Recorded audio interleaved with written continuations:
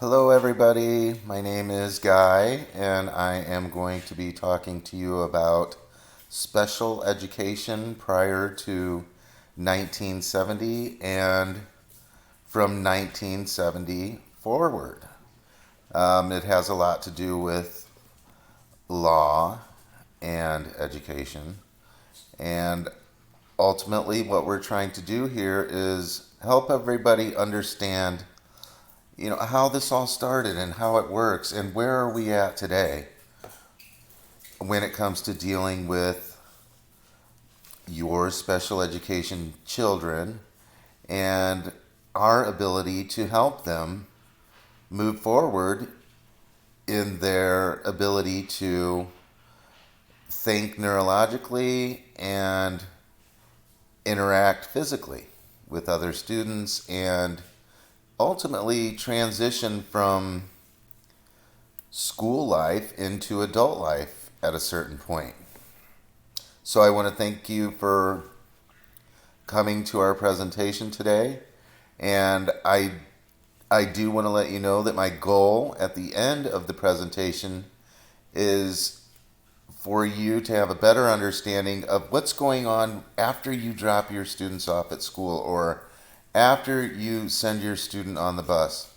What are we doing that is going to try and help them advance in their life? And how is it going to help not only improve their life, but improve your life at home as well? And give you pointers on how you can help them progress. So, I would like to start by saying that today, all students have the right to a free public education, and they are protected by laws. These students are able to get accommodations or modifications, and basically, accommodations allow for access to content, where modifications allow for changes to content. Prior to the 1970s, students with special needs and disabilities really had limited options, and often they really had no way to succeed. However, in 1973, Section 504 of the Rehabilitation Act allowed for protection from discrimination of special needs disabilities. This act also included rehabilitation, and it helped these students with special disabilities. And I mean that in a very intimate way because some students are not so disabled. They can work with an IEP. However, some students are so disabled that they actually need one-on-one interaction throughout the classroom in order to help them throughout the day. Section 504 was the first law that gave protection to students.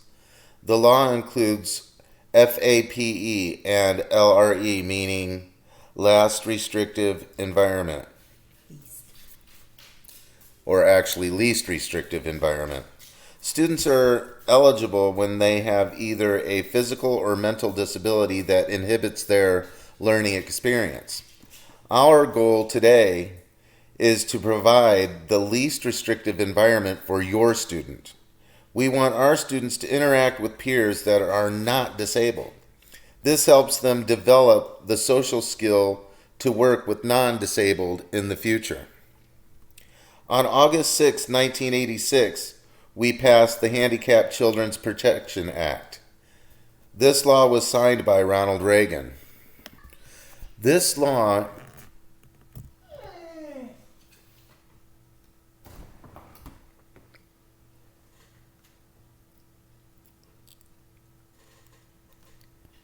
was decided in 1982 and was the first IDEA case to reach the Supreme Court. When the IDEA complaint was first filed, Amy Raleigh was a deaf first grader whose parents were also deaf. In a 6-3 decision, it was determined that public schools are not required to provide sign language interpreters to deaf students who are otherwise receiving an equal and adequate education.